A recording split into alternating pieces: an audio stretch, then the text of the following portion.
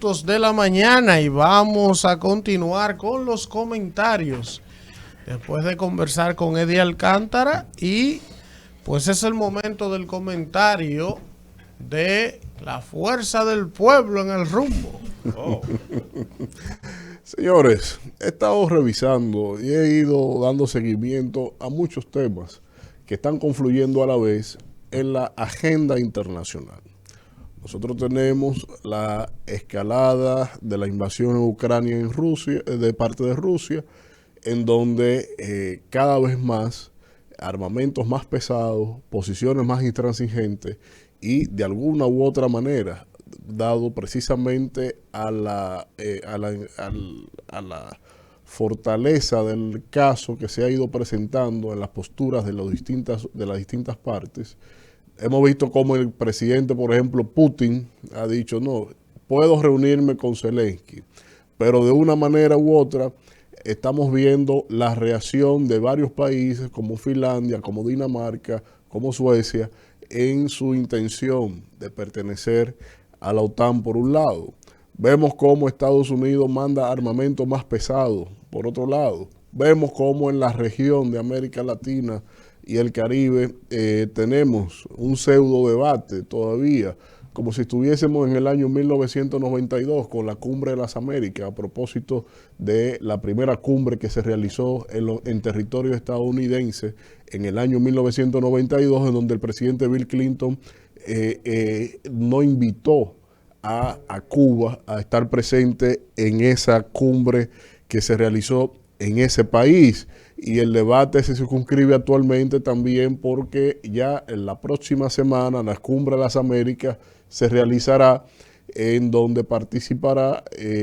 toda la región menos, y todavía no se han extendido formalmente las invitaciones por el tema de Venezuela, Nicaragua y Cuba, aunque Estados Unidos está ponderando una petición sine qua non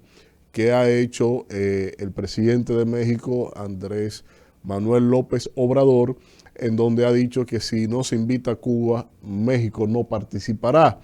Y que han ponderado, dice el Departamento de Estado de los Estados Unidos, esta petición de un socio estratégico como lo es México, dado a que ven ciertas posibilidades de que así sea. Pero resulta que esto confluye en todo lo que hemos planteado de que el mundo cíclicamente, en cada siglo, hay redefinición de potencias. En cada siglo, alguien quiere ser la potencia dominante del siglo. Y hemos atravesado los primeros 22 años del siglo XXI,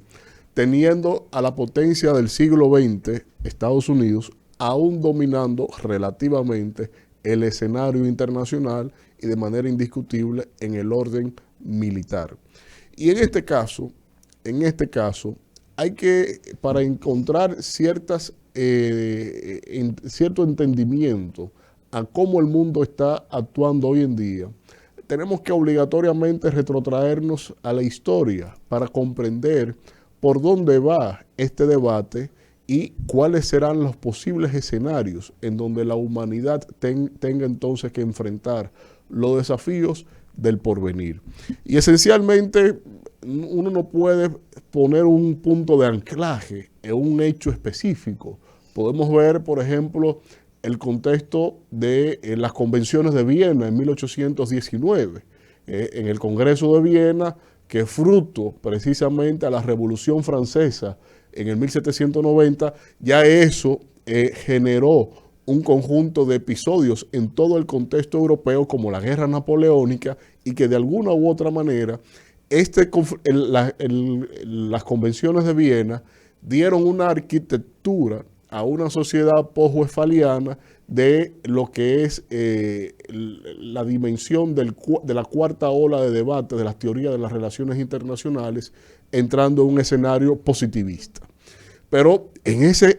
escenario que supuso las convenciones de Viena, se desarrolló entonces un conjunto de preceptos que dieron sustento a lo que posteriormente ya distintos autores como Morgenthau ha planteado de que, bueno, la sociedad internacional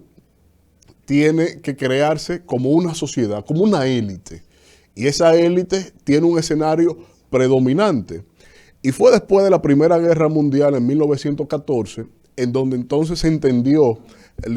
a través inclusive de los postulados de los 14 puntos que estableció el presidente Woodrow Wilson, en donde, bueno, vamos a entender que la paz, vamos a evitar la guerra, vamos a establecer los principios de la autodeterminación y con esta configuración vamos a crear las bases de lo que conoció la humanidad como la sociedad de naciones.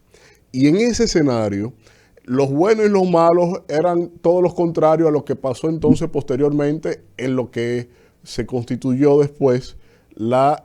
Organización de las Naciones Unidas después de la Segunda Guerra Mundial, porque la Sociedad de Naciones sucumbió, entre otras razones, inestabilidad en su membresía. Estados Unidos, por ejemplo, nunca perteneció formalmente a la Sociedad de Naciones. Había capacidad de vetos en el órgano donde se garantizaba el debate sobre la paz y la seguridad internacionales, y eso obviamente llevó a que los países entre sí no pudieran mantener un orden preestablecido entre ellos mismos. Pero algo sí muy distinto entonces a que sí la Organización de las Naciones Unidas ha podido establecer, ha